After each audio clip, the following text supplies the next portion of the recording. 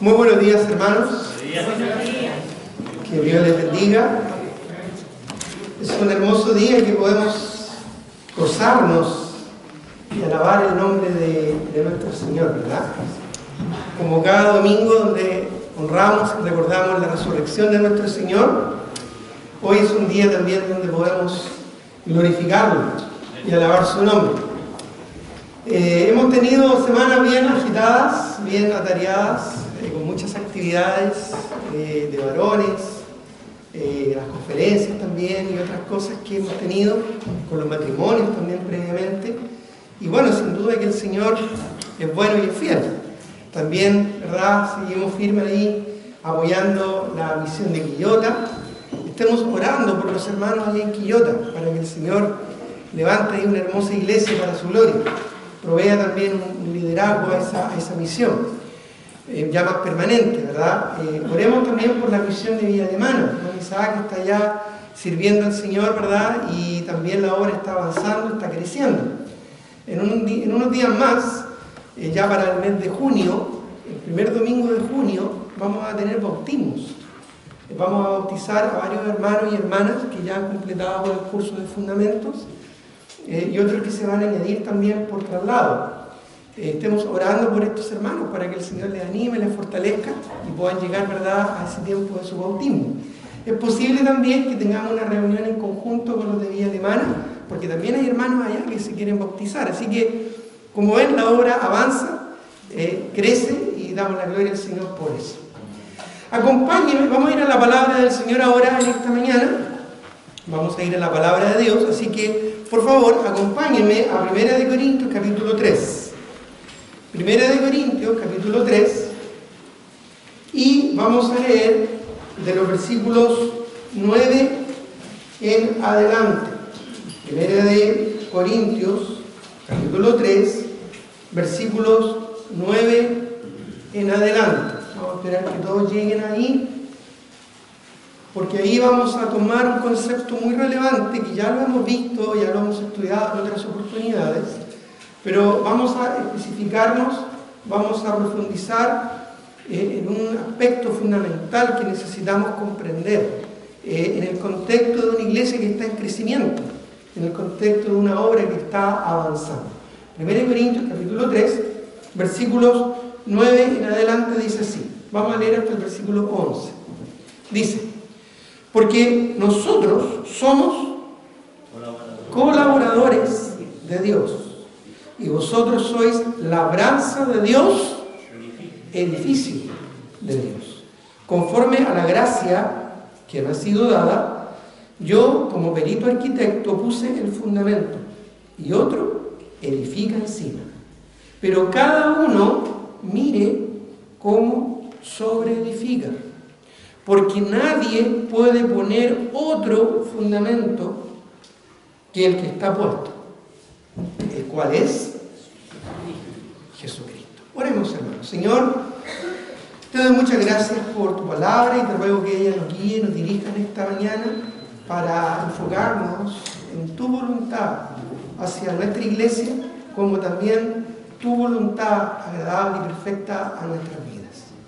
Te pido, Señor, que tu Espíritu también nos mueva a poner en práctica lo que vamos a entender, lo que vamos a aprender, para que no seamos oidores olvidadizos, sino más bien hacedores de tu palabra.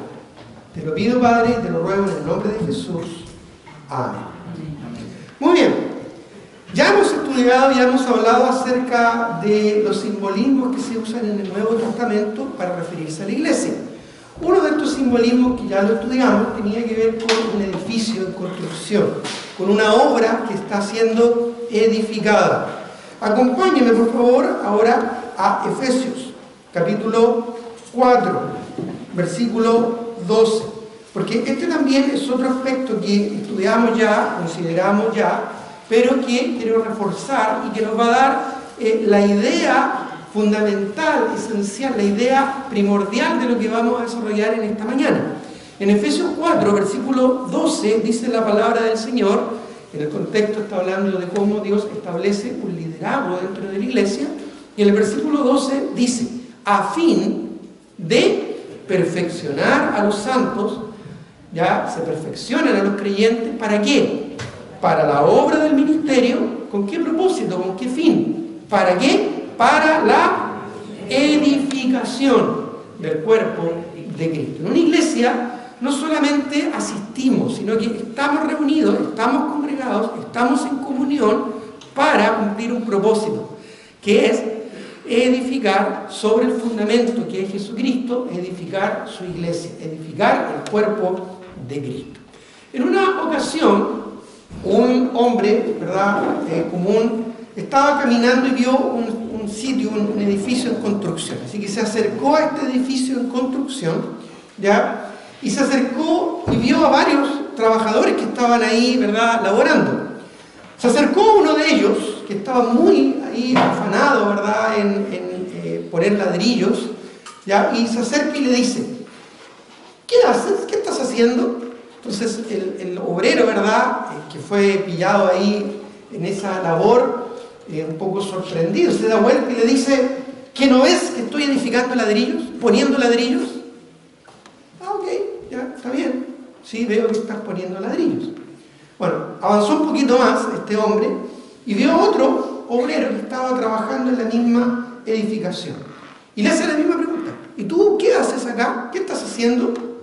Entonces ya este hombre, ¿verdad?, con un tono, tal vez una actitud más displicente, no tan enojada como el primero, ¿verdad?, lo mira y le dice: bueno, estoy trabajando, estoy ganando mi sueldo. Ok, ya, bien también, él estaba trabajando ya y esperaba probablemente a fin de mes que le pagaran su sueldo. Bueno, siguió recorriendo la obra en construcción, fue donde otro obrero y le hace la misma pregunta: ¿y tú qué estás haciendo? Entonces este hombre lo mira y se queda pensando y le dice: en realidad estoy edificando una gran catedral, una iglesia grande, ¿verdad? Una catedral inmensa que vaya a ser conocida por muchas personas. Sorprendido, ¿verdad?, el que hacía la pregunta, de que tuviera una concepción tan idealista de lo que estaba realizando. Pero fue a otro que estaba un poquito más allá, también, ¿verdad?, afanado, trabajando en sus quehaceres, y le hace la misma pregunta: ¿y tú qué haces? Entonces el hombre lo mira y le dice: participando en edificar la casa de mi Señor. Bueno, sin duda todos ellos estaban haciendo algo similar, algo parecido, trabajando en una obra, pero cada uno de ellos, si se dieron cuenta, tenía un enfoque distinto. Uno simplemente estaba montando ladrillos. El otro, solo para él era su trabajo y estaba ganando su sueldo. El otro, que tal vez era más idealista, estaba pensando en algo grande, ¿verdad?, algo que iba a ser conocido, ¿no es cierto?, a través de los siglos, edificando una gran catedral. Pero solo hubo uno que tuvo un enfoque correcto en base a lo que vamos a estudiar en esta mañana. Él respondió: participo en edificar la casa de mi Señor. Estaban edificando un templo, cada uno con enfoques distintos. Bueno, pero hoy en día necesitamos comprender, si estamos involucrados en edificar el cuerpo de Cristo, qué es lo que estamos haciendo y, sobre todo, por qué lo estamos haciendo. Y aún más importante, ¿para quién lo estamos haciendo? En general, vamos a ver hoy que hay tres enfoques incorrectos, erróneos, que son muy comunes entre los cristianos, entre los que sirven dentro de una iglesia y que debemos evitar. Y junto con estos tres errores vamos a considerar tres enfoques correctos de cómo deberíamos estar involucrándonos en una iglesia local. Cómo deberíamos nosotros estar edificando el cuerpo de Cristo. En primer lugar, número uno de los problemas que a veces podemos notar en las iglesias, ¿verdad?, uno de los errores que a veces cometemos sirviendo al Señor, es cuando nos enfocamos en la obra, más que en el Señor de la obra. Es decir, cuando nos enfocamos en lo que tenemos que hacer solamente, y no a quién se lo estamos haciendo. Mire, acompáñame, Efesios capítulo 2, por favor. Apocalipsis capítulo 2. Apocalipsis capítulo 2, el último libro del Nuevo Testamento, y vamos a leer de los versículos 1 al 5. Este es un mensaje a una iglesia muy activista, una iglesia con muchas actividades, muy enfocada en hacer cosas. Dice, Apocalipsis 2, 1 al 5. Dice, escribe al ángel de la iglesia en Éfeso, el que tiene las 7 estrellas en su diestra, el que anda en medio de los 7 candeleros de oro, dice esto: yo conozco, ¿qué es lo que dice? Yo conozco tus obras. ¿Ya? El Señor conocía sus obras. Y que no, dice, yo conozco tus obras, y añade, dice, y ¿tu arduo qué? Trabajo y paciencia, es decir, perseverancia en lo que estás haciendo. Y que no puedes soportar a los malos. Y has probado a los que se dicen ser apóstoles y no lo son. Y los has hallado mentirosos. Y has sufrido. Y has tenido paciencia. Y has, ¿qué dice? Trabajado arduamente por amor de mi nombre. Y no has desmayado. Pero, hay un pero ahí, ¿verdad? Un contraste. Pero tengo contra ti, miren lo que dice, que has dejado tu primer amor. Recuerda, por tanto, de dónde has caído y arrepiéntete ya de las primeras obras. Si no, vendré pronto a ti y quitaré tu candelero de su lugar, si no te hubieres arrepentido. Aquí vemos el ejemplo de una iglesia demasiado enfocada en la obra, más que en el Señor de la obra. Ellos fueron honrados por el Señor cuando Él, ¿verdad?, destacó algunos aspectos importantes, ¿verdad?, como el trabajar arduamente, como el tener paciencia, perseverancia, ¿verdad?, como el mantener una iglesia de sana doctrina, sacando o aislando aquellos elementos, ¿verdad?, que estaban introduciendo quizás una doctrina errónea, los había hallado mentirosos, ¿verdad? Bueno, sin duda una iglesia muy activa, pero al parecer en algún momento ellos dejaron lo más importante. Nota que aquí no dice que perdieron su primer amor. Muchas personas piensan de que el primer amor es algo que se pierde, como cuando nosotros, ¿verdad?, perdemos las llaves. Ay, ¿las llaves dónde las dejé? No, el primer amor no es algo que se pierde. Aquí claramente nos dice que es algo que se deja. Y el primer amor aquí básicamente tiene que ver con ese amor a Jesucristo. Amor al Señor con quien estamos comprometidos. Incluso en el Antiguo Testamento se usa este mismo concepto, ¿verdad?, ya en Malaquías, para referirse cómo los judíos de aquellos días estaban abusando, ¿verdad?, de manera cruel de las mujeres, divorciándose, ¿verdad?, y dejándolas, abandonándolas. Y ahí hace referencia, ¿verdad?, al amor de la juventud, al primer amor que ellos tuvieron y cómo fueron desleales a eso, haciendo Malaquías la analogía de cómo también el pueblo había dejado de lado a Dios, su amor a Dios. Así que en el contexto bíblico, el primer amor hace referencia a nuestro amor a Cristo, nuestro amor al Señor, nuestro amor al Señor de la obra. Nosotros debemos entender que cuando estamos en una iglesia sirviéndole al Señor, estamos sirviéndole a Él. Más importante que lo que hacemos es a quién se lo hacemos. Más importante de lo que hagamos es si nuestro corazón realmente está enfocado en nuestro Señor Jesucristo. Dejar el primer amor básicamente es dejar esa pasión por el Señor Jesucristo. Ese amor ágape, ¿verdad?, sacrificial, dispuesto a sacrificar nuestro tiempo, nuestro dinero, nuestros recursos, nuestra energía, nuestra salud, nuestra seguridad, sacrificarnos a nosotros mismos por amor al Señor, ¿verdad? En los días de lluvia, ¿verdad?, a veces se puede probar un poco la fidelidad de algunos creyentes, o un día de mucho frío, o opuestamente un día quizás de mucho calor. Es fácil quedarse en la casa, ¿verdad?, y disfrutar de la comodidad, de la seguridad, del aire acondicionado o de la estufa, ¿verdad?, que nos puede calentar. Y ahí uno puede probar verdaderamente en forma mínima, muy esencial, cuán enamorados estamos del Señor. ¿Te has fijado tú las parejas de novios cuando están en la plaza, ¿verdad?, y hace frío en la noche, y ahí están, ¿verdad?, no tienen frío, no tienen hambre, ya como que el mundo no existe a su alrededor. ¿Te has fijado, no? Quizás tú, cuando estabas de novio con tu esposa, ¿verdad?, en aquellos días, en aquellos tiempos, ¿verdad?, pasó algo así. Bueno, muchos de los que hemos estado enamorados en algún momento vivimos eso. ¿Ya? No había nada, ¿verdad?, que nos distrajera de la persona a la cual amábamos. Si teníamos que no teníamos dinero a veces para la micro, no importa, caminábamos, teníamos que caminar 3 kilómetros, pero no importa, caminábamos los 3 kilómetros, ¿ya? Bueno, pasa el tiempo y ya después primer amor ya como que disminuye, ya si no hay locomoción, si es muy tarde, si hace mucho frío, le mando un WhatsApp, nomás con un corazoncito y se acaba, ya es más fácil.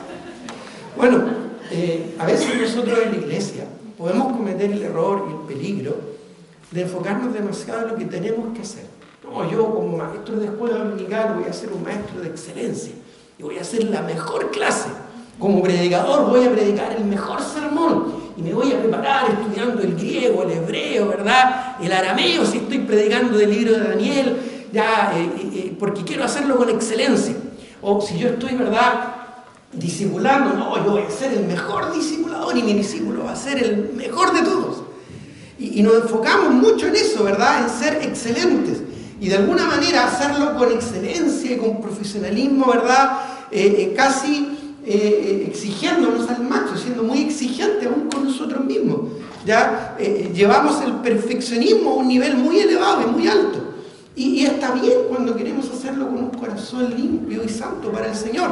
Pero no está bien cuando nos enfocamos solo en lo que hago y no realmente a quién yo se lo estoy haciendo. Cuando perdemos de vista que estamos sirviendo al Señor.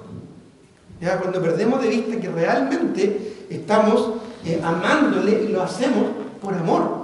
No por deber, no por obligación, no simplemente por cumplir una tarea, sino por amor. Cuando caemos en este peligro, es decir, enfocarnos en la obra, más que en el Señor de la obra, normalmente se manifiesta en vanidad. Lo que llamamos, lo que la Biblia llama el envanecimiento. Se da mucha importancia a lo que hemos hecho. ¿Ya? No, yo he hecho muchas cosas, yo llevo mucho tiempo en las cosas del Señor. ¿Ya? Y yo he hecho de todo en la iglesia. Ya, yo estoy en la alabanza, estoy en el coro, hago clases, predico, enseño, y muchas veces nuestro enfoque meramente es lo que yo hago.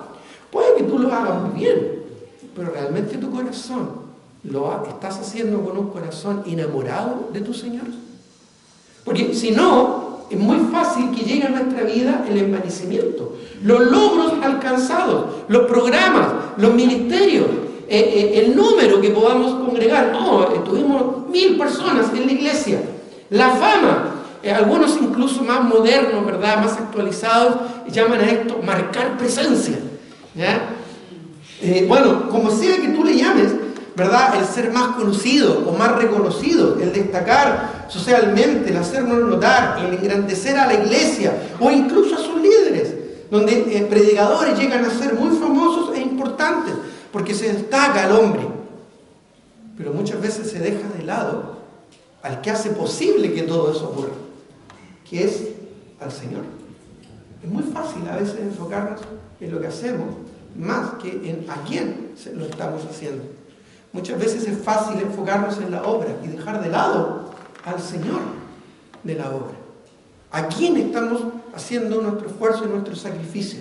Y aún haciendo lo mejor, de lo mejor que nosotros podamos lograr, con la excelencia máxima que podamos lograr, aún así, el Señor Jesucristo, ya en Lucas 17, dice a sus discípulos: más bien deberéis decir, siervos inútiles, somos lo que debimos hacer, eso hicimos. Porque escucha esto, por más que lo hagas con una excelencia excepcional, eso, ¿sabes lo que es ante Dios?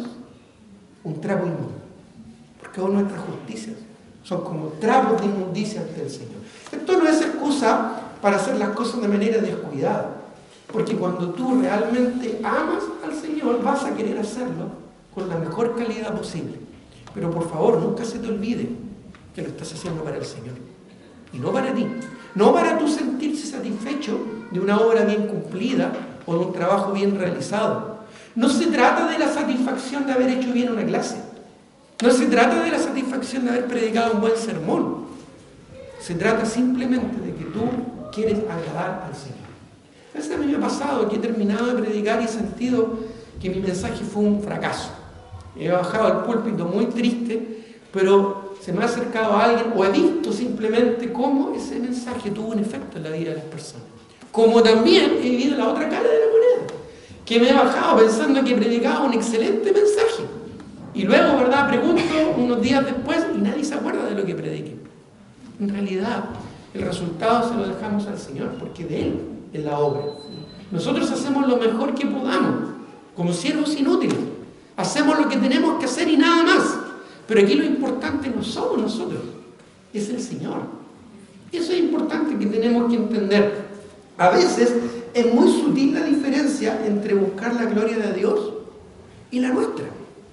Pero la clave, el elemento clave, hermanos, es el corazón. Cuando realmente lo hacemos con un corazón quebrantado y dispuesto. Mira, acompáñame a Isaías 29:13. Isaías, capítulo 29, el versículo 13, por favor.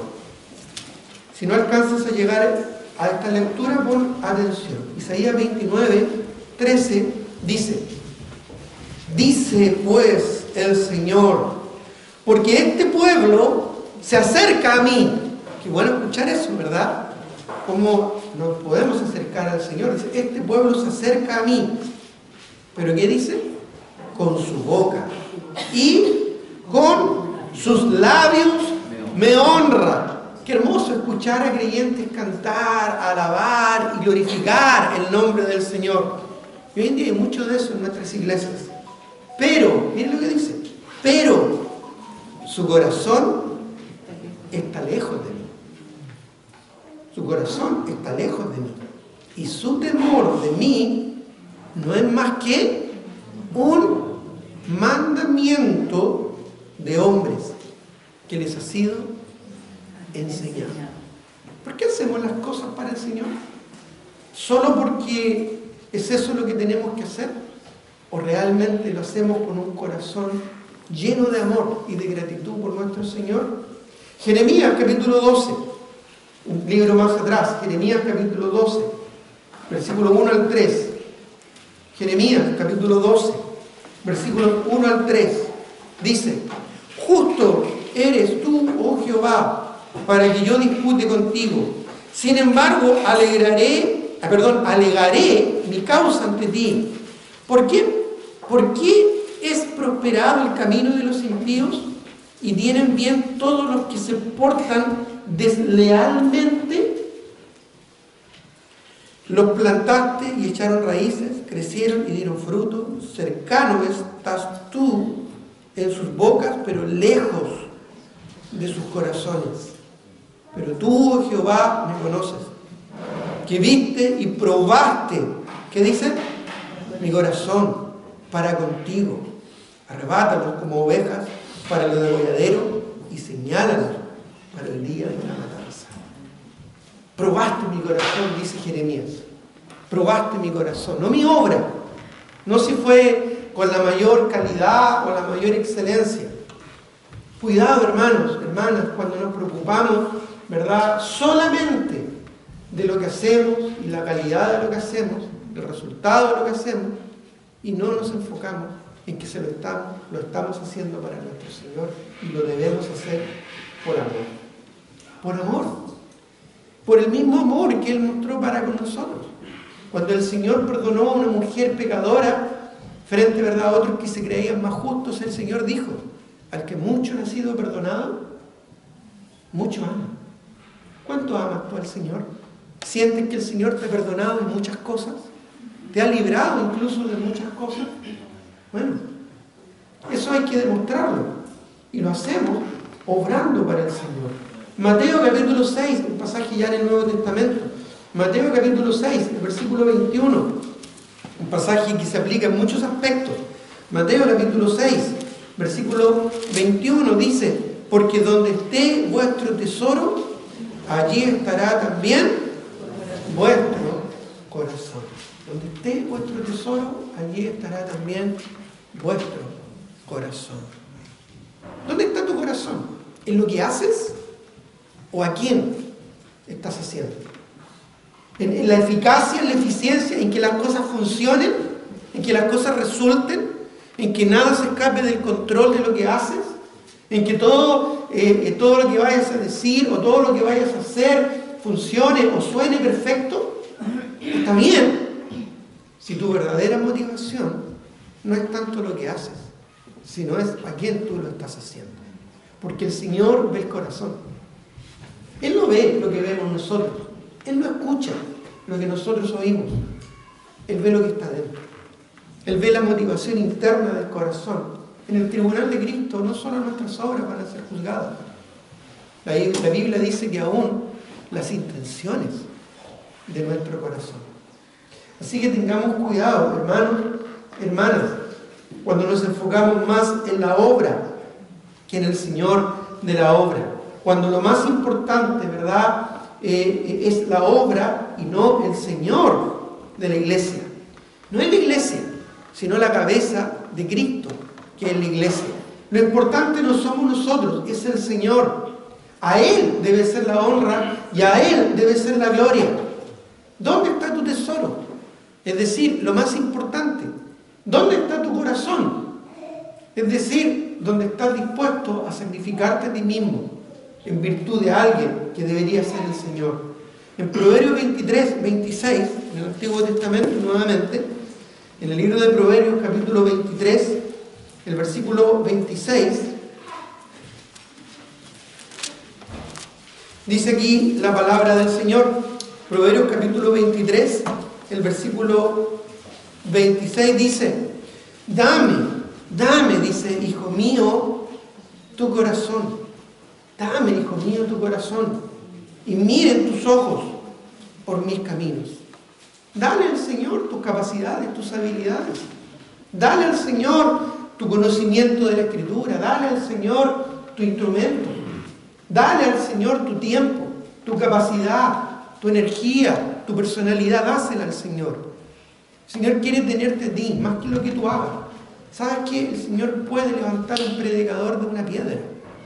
De un burro, como le ocurrió con Balaán, el Señor puede hacer un excelente predicador. Dios puede levantar un músico ya de una rama. Dios puede levantar, ¿verdad?, de un palo, puede levantar un gran líder, como la vara que hizo Moisés. ¿Sabes qué? De una piedra el Señor puede derribar un gigante, como lo que hizo David. Tú y yo no somos lo importante. Perdón, quizás tú te creías muy importante, muy relevante. Te tengo malas noticias, si así lo piensas. No se trata de ti. Tú no eres el importante. Lo importante es el Señor. Por Él estamos acá. Si no, no estaríamos aquí, estaríamos perdidos en nuestros delitos y pecados. Estaríamos vagando por este mundo rumbo a la perdición. Estaríamos quizá usando nuestros talentos, ¿verdad?, en un bar, en un pub. Estaríamos usando quizás nuestros talentos en un colegio solamente, ¿verdad? O quizás en cualquier cosa vendiendo algo ilícito. Estaríamos usando nuestras capacidades para enriquecernos quizás de manera corrupta. O para lograr provecho egoísta y personal en el mundo, como muchos lo hacen. No, hermano, no se trata de ti. Se trata del Señor. Bueno, Dios quiere tu corazón. Dios le permitió a Israel que le edificaran un templo, allá con Salomón, ¿te recuerdas? Pero para Dios, más importante que la casa que le edificaran, era tener el corazón de sus hijos. Era tenerlos a ellos del corazón, no de las manos, del corazón. Eso significa de lo más profundo de su ser. Por eso es que el Señor dijo: amarás al Señor tu Dios con todo tu corazón, con toda tu alma, con toda tu mente y con todas tus fuerzas. Así que evitemos el primer error de enfocarnos solo en la obra y más bien enfoquémonos en el Señor de la obra, que es nuestro Señor Jesucristo, la cabeza de la iglesia, que es Cristo. El segundo error muy común entre los creyentes hoy en día es cuando nos enfocamos en lo obrado, en lo que hemos hecho, en lo que hemos logrado a través del tiempo. Y normalmente esto se manifiesta en orgullo y soberbia. En orgullo y soberbia.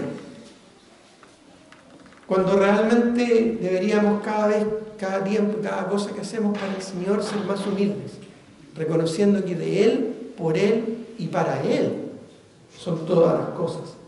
¿Qué importa? ¿Qué interesa si llevo 10 años, 20 años, 30 años sirviendo al Señor? ¿Qué interesa si llevo 40 años o, como algunos dicen, nací en un lugar cristiano? ¿Qué importa si he sido un predicador, un apóstol, un profeta, lo que sea? ¿Qué importa eso? Si finalmente lo que importa es el nombre, la gloria y la salvación del Señor para que sea conocido hasta lo último de la tierra. Nosotros estamos de paso. Tratamos de marcar la diferencia mientras estamos en este mundo. Pero aún esa diferencia no la hacemos nosotros, la hace el Señor.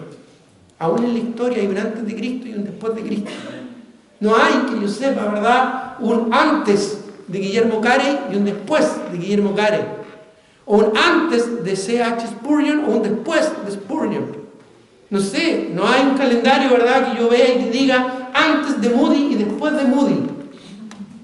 Tampoco va a haber algo que diga antes de Solano y después de Solano. No, hermano. Lo importante es el nombre del Señor.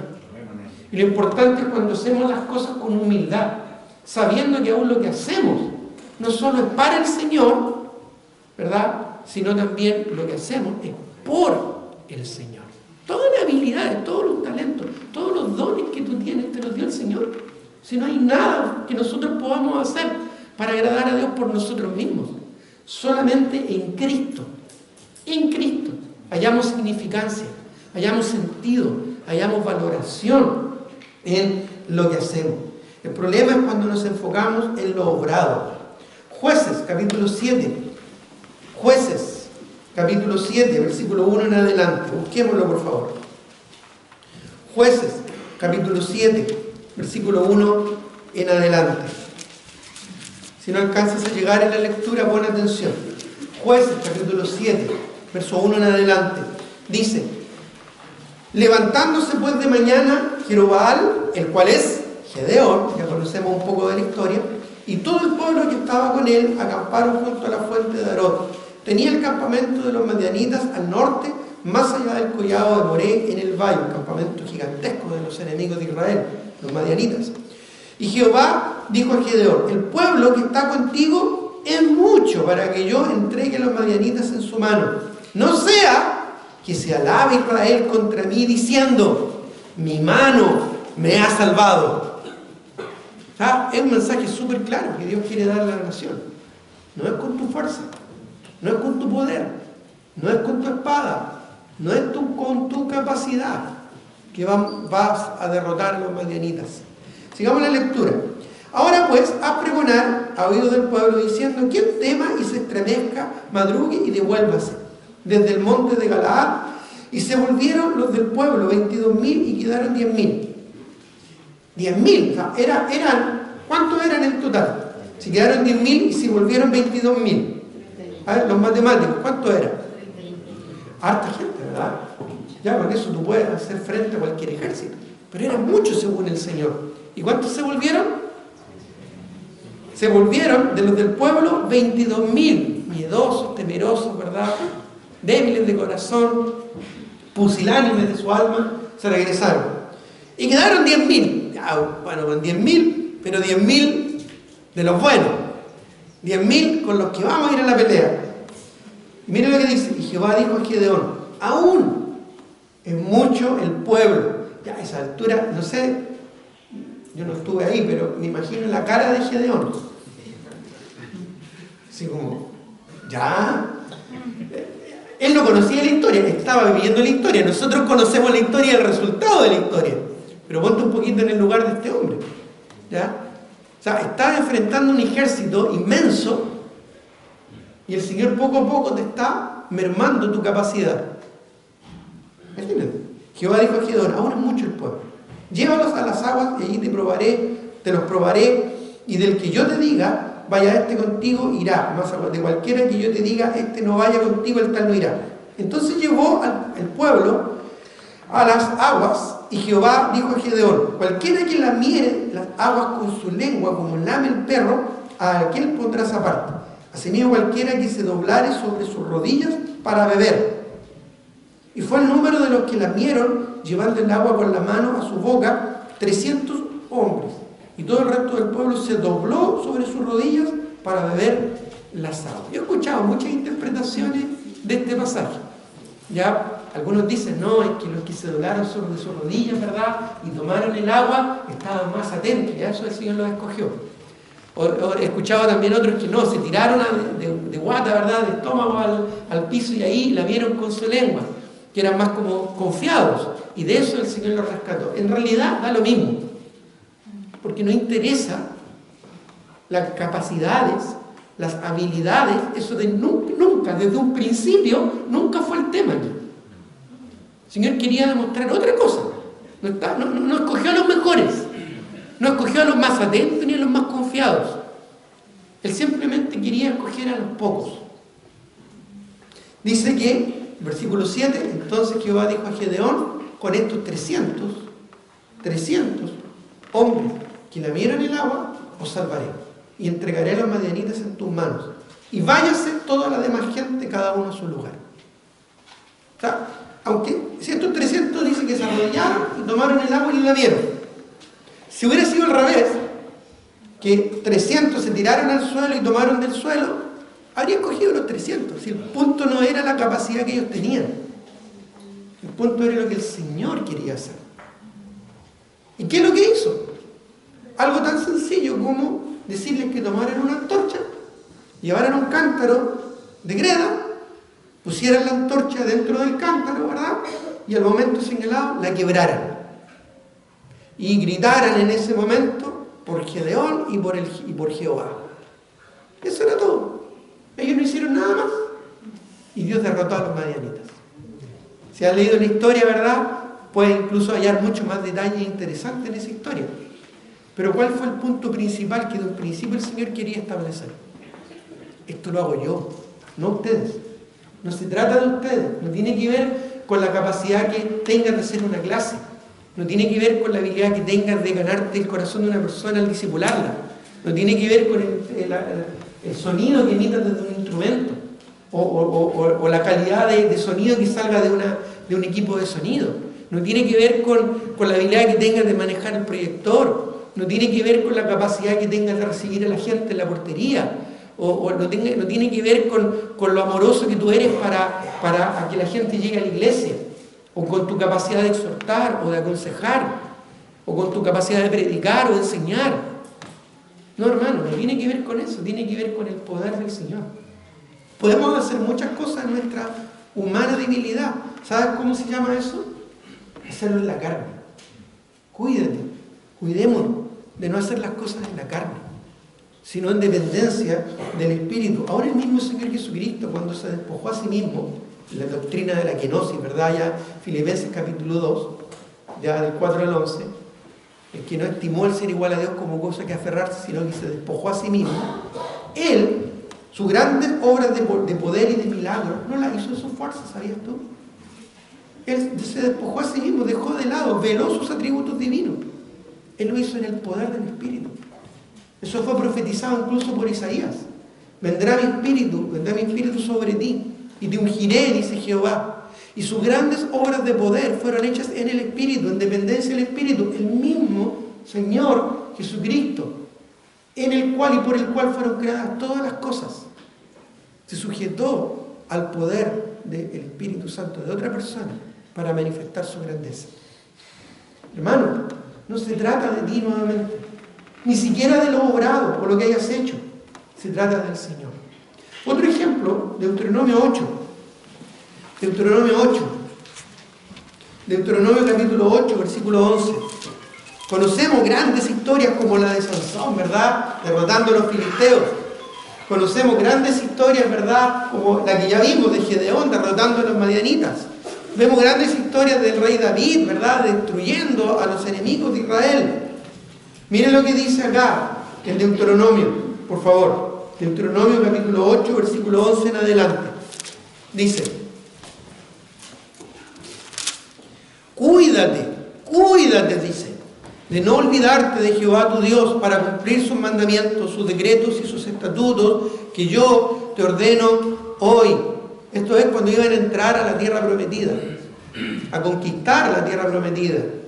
No suceda Versículo 12, que comas y te sacies y edifiques buenas casas en que habites, y tus vacas y tus ovejas se aumenten, y la plata y el oro se te multipliquen, y todo lo que tuvieres aumente, y se enorgullezca tu corazón, y te olvides de Jehová tu Dios, que te sacó de la tierra de Egipto, de casa de servidumbre, que te hizo caminar por un desierto grande y espantoso, lleno de serpientes ardientes y de escorpiones y de sed, donde no había agua, y Él te sacó agua de la roca del pedernal, y que te sustentó con maná en el desierto, comida que tus padres no habían conocido, afligiéndote y probándote, para la postre hacerte bien, y digas en tu corazón: mi poder y la fuerza de mi mano me han traído esta riqueza. Si no, acuérdate de Jehová tu Dios, porque Él te da el poder para hacer las riquezas, a fin de confirmar su pacto que juró a tus padres como en este día. Él te da el poder. Él nos da la capacidad. El Señor no llama a los capacitados.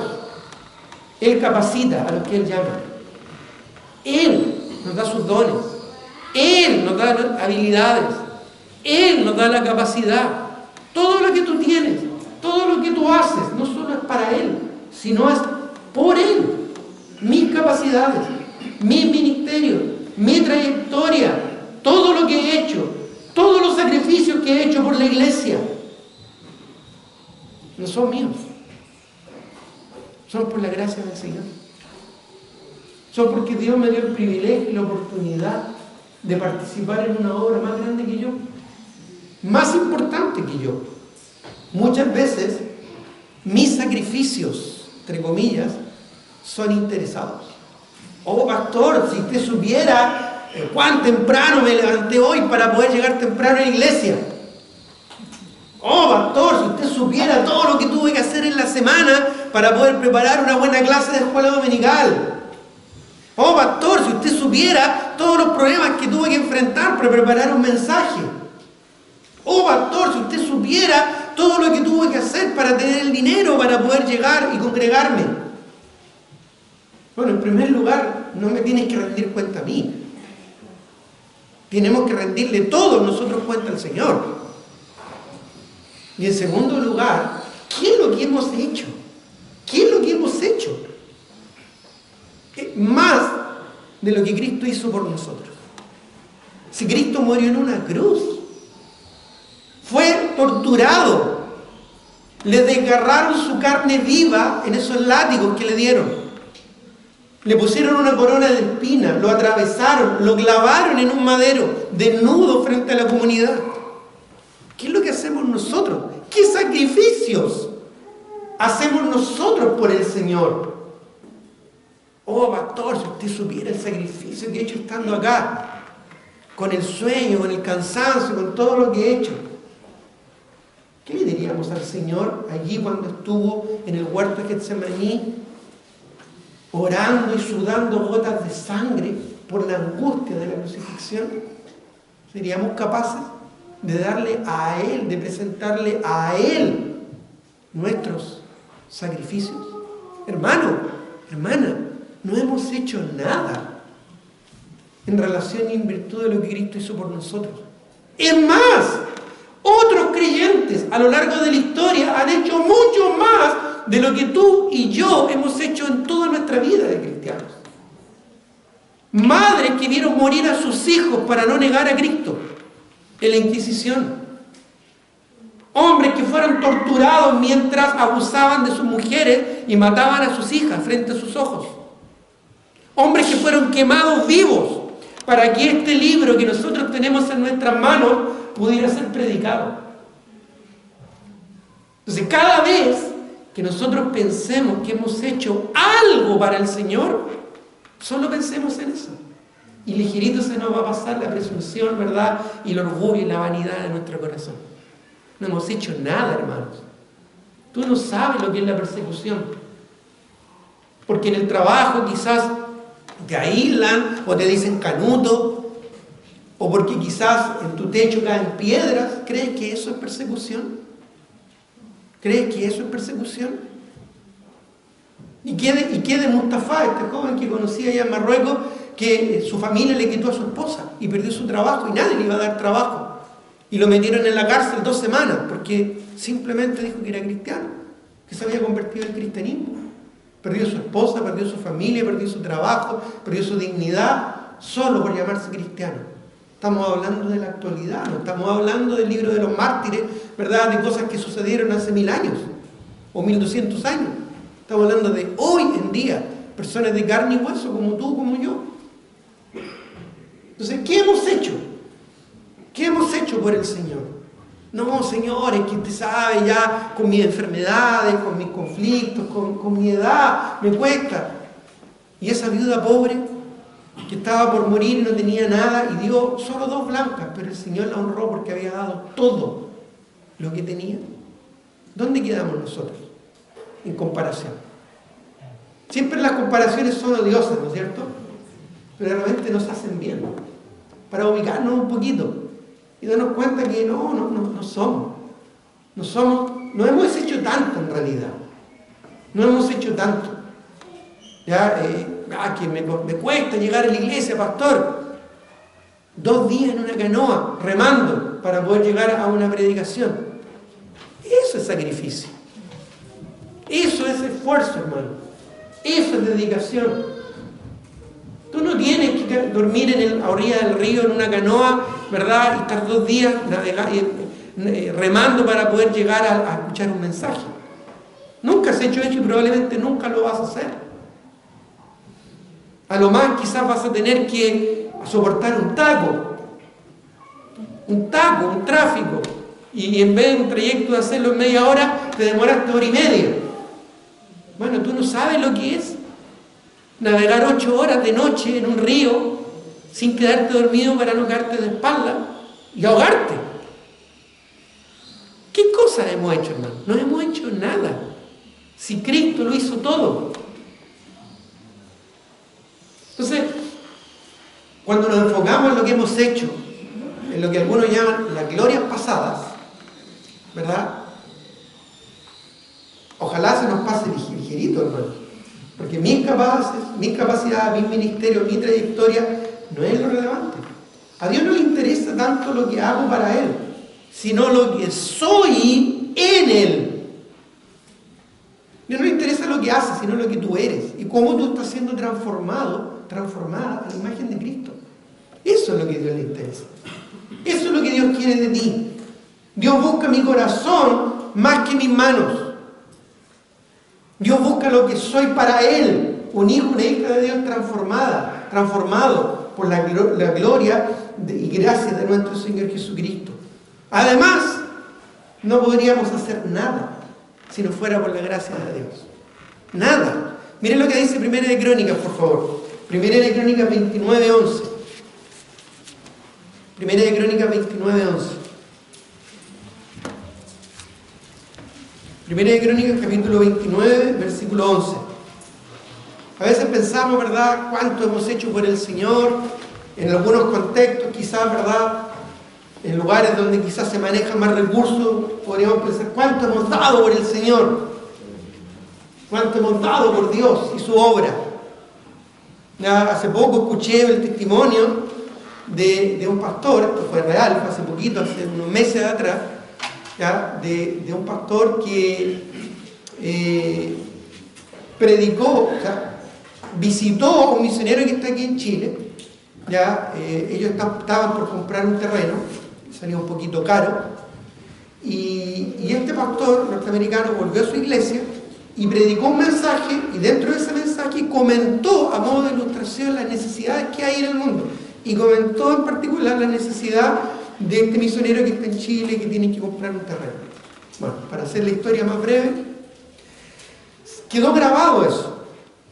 Y alguien por ahí, tiempo después, vio esa grabación y llegó a la iglesia y llegó con un maletín y se acercó al pastor allá en Estados Unidos y le dijo: pastor, yo quiero dar esto para ese misionero que necesita comprar su terreno. El hombre pensó, bueno, una ofrenda. Bueno, cuando abrió el maletín, había prácticamente, bueno, no sé la cifra exacta, mentiría en decirlo, pero estaba todo el dinero que se necesitaba para comprar ese terreno. Estaba hablando de millones de pesos. No sé cuánto sería eso en dólares. Millones de pesos. Era un simple, bueno, ni tan simple, granjero norteamericano, que tenía muchas cabezas de ganado, mucho terreno, un hombre con dinero de sobra, que conmovido por ese mensaje fue y llevó ese dinero, ¿no es cierto?, al pastor. Y ni siquiera era el pastor de destino, sino que él después le contó al pastor, al misionero, y mandó ese dinero y finalmente compraron ese terreno y ya lo tienen actualmente y lo están edificando. Algunos quizás conocen a quién me refiero. Entonces, ¿qué hice yo? Inmediatamente llamé al pastor, ¿verdad? Y le di mi cuenta corriente. Pero ese dinero, por mucho que haya sido, hermano, ¿quién le dio a ese hombre? ¿Quién puso en primer lugar en su corazón el deseo de dar? Dios. ¿Y quién le dio el dinero para poder dar? Y la bendición, porque podría también tener mucho dinero, pero también tener muchos problemas. Todo eso, hermano, fue Dios. Ese hombre que dio el dinero, ese predicador que predicó y comentó esto, el otro misionero que estaba acá teniendo la necesidad de comprar un terreno, todos ellos fueron instrumentos solamente. ¿Instrumentos para qué? Para mostrar la gloria de Dios, que tenemos un Dios grande, un Dios que hace maravillas, que no importa si estamos aquí, si estamos en Estados Unidos, si estamos en Japón, si estamos en Corea, si estamos en Afganistán, si estamos en Marruecos, si estamos en Argelia o si estamos en Alemania, da lo mismo, porque Dios es un Dios poderoso y hace lo que Él quiere. Lo importante es que nosotros seamos instrumentos dispuestos en su mano. Y Él no va a estar en corazones orgullosos ni vanidosos. Él no va a hacer en tu vida algo grande si tú albergas algo de orgullo, algo de vanidad en tu corazón. No podríamos hacer nada si no es por el Señor. Ahora sí leamos, por favor, 1 Crónicas 29:11. Dice: tuya es, oh Jehová, la magnificencia y el poder, la gloria, la victoria y el honor, porque todas las cosas que están en los cielos y en la tierra son tuyas. Tuyo, oh Jehová, es el reino, y tú eres excelso sobre todos. Las riquezas y la gloria proceden de ti, y tú dominas sobre todo. En tu mano está la fuerza y el poder. En tu mano el hacer grande y el dar poder a todos. Ahora pues, Dios nuestro, nosotros te alabamos y loamos tu glorioso nombre. Porque, ¿quién soy yo y quién es mi pueblo para que pudiésemos ofrecer voluntariamente cosas semejantes? Pues todo es tuyo, y de lo recibido de tu mano te damos. ¿Sabes quién dijo esto? ¿Sabes quién dijo esto? El hombre más rico sobre la faz de la tierra en ese momento, que le heredó a su hijo la fortuna más grande jamás conocida en la historia, a Salomón, el rey David. ¿Acaso tú tienes más dinero que él? ¿Acaso tú tienes más poder que este rey? ¿Acaso tú tienes más capacidad que él? Yo no. Pero él llegó a reconocer que todo viene de él. Todo depende de él. Así que, hermanos, quizás has hecho muchas cosas para el Señor. Gloria a Dios por eso. Pero no se te ocurra quejarte, ni se te ocurra envanecerte. Porque todo lo que hacemos es para el Señor de la obra y por el Señor, porque Él nos da la capacidad de hacerlo. Y en tercer y último lugar, finalmente el tercer error que a veces cometemos en el servicio y en la edificación del cuerpo de Cristo es cuando nos enfocamos en el obrero. En el obrero. ¿Te acuerdas cuál era el primer error? Cuando nos enfocamos en la obra y no en el Señor de la obra. ¿Te acuerdas cuál era el segundo error? Cuando nos enfocamos en lo obrado, lo que hemos hecho, y no el que nos da el poder para hacerlo. tercer error es cuando nos enfocamos en nosotros mismos, en el obrero, en la persona, ¿ya? En ti mismo o en la persona que está haciendo algo. Normalmente esto se manifiesta en egoísmo. Cuando yo me creo lo más importante, cuando yo me creo lo más relevante, cuando yo me creo el centro del universo. Mira, acompáñenme a Ageo 1:2, por favor. Libro de Ageo. Ageo, capítulo 1, versículo 2.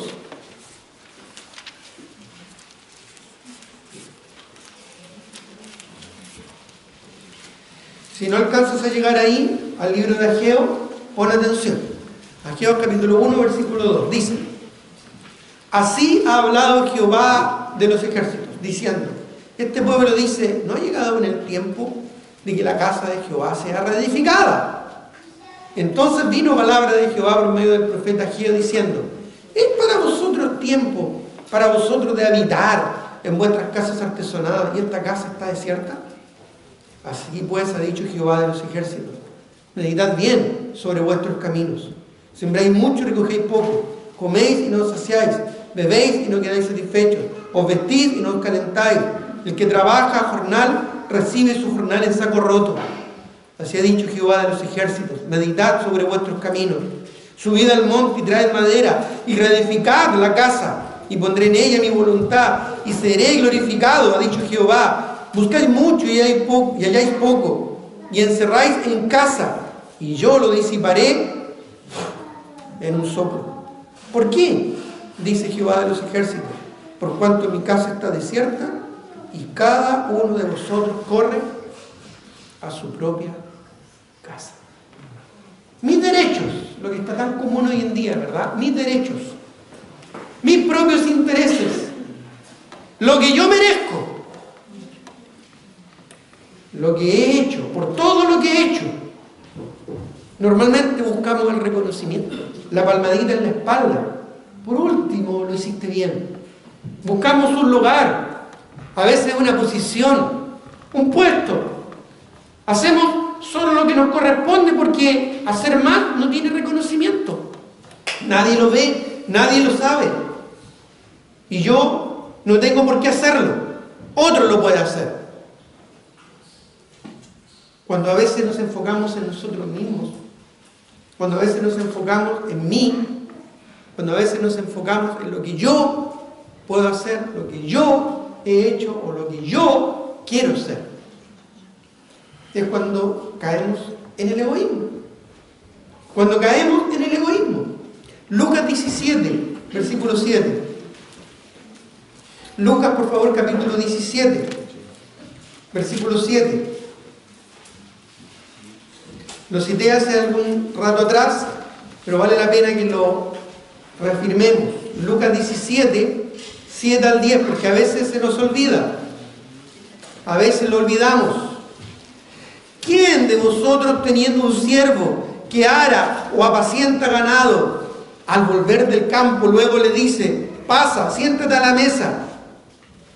Sería muy bueno tener un señor así, ¿verdad? Un jefe así. Pasa, siéntate a la mesa, yo te voy a servir. Mire lo que dice el versículo 8. No le dice más bien, prepárame la cena, cíñete y sírveme hasta que hayas comido y bebido, y después de esto come y bebe tú. No es lo mismo si tiene hambre o no tiene hambre. Tú estás para servir. Mire lo que dice el versículo 9. ¿Acaso da gracias al siervo por lo que se le había mandado? Pienso que no. Así también vosotros, está hablando a sus discípulos, cuando hayáis hecho todo lo que ha sido ordenado, cuando hayáis hecho todo lo que os ha sido ordenado, decid, siervos inútiles somos, pues lo que debíamos hacer, hicimos. Lo que debíamos hacer, hicimos. Siervos inútiles somos, pues lo que debíamos hacer, hicimos. Tenemos que entender, hermanos, tenemos que entender algo. Nosotros somos siervos, ¿no es cierto?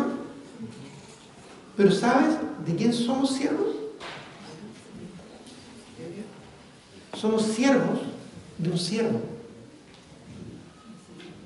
Según Efesios 2, no lo busquen, del 5 en adelante, cuando dice allá pues en vosotros este sentir que hubo también en Cristo, dice el cual, siendo en forma de Dios, no estimó como cosa a Dios, no estimó ser igual a Dios, como cosa de que aferrarse, sino que se hizo semejante a los hombres. Y estando en la condición de hombre, se humilló a sí mismo hasta la muerte y muerte de cruz. Dice, haciéndose siervo. Jesús fue un siervo, se hizo siervo a sí mismo, por ti y por mí, para hacerse semejante a nosotros. Y nosotros somos siervos de Él.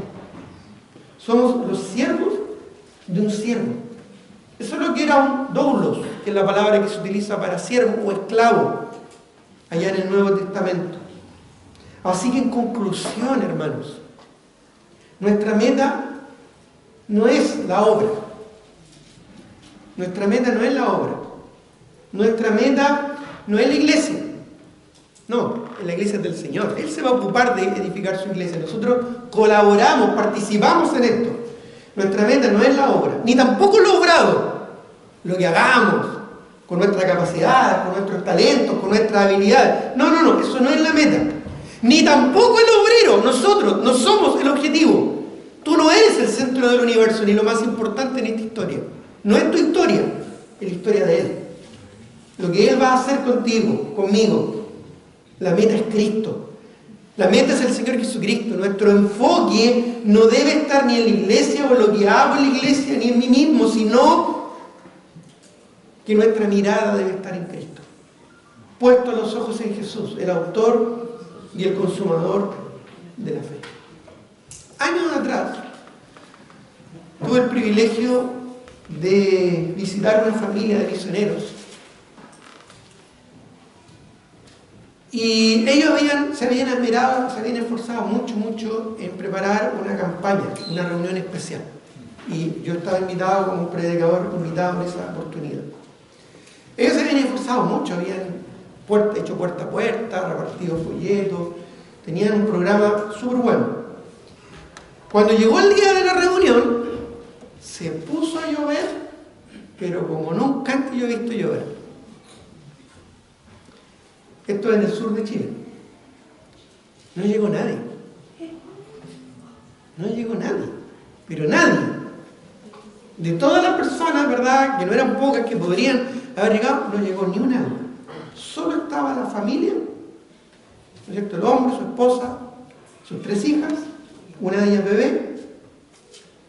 Y nos miramos, después de media hora de esperar que no llegara nadie, y dudamos sobre qué hacer, si hacemos o no la reunión.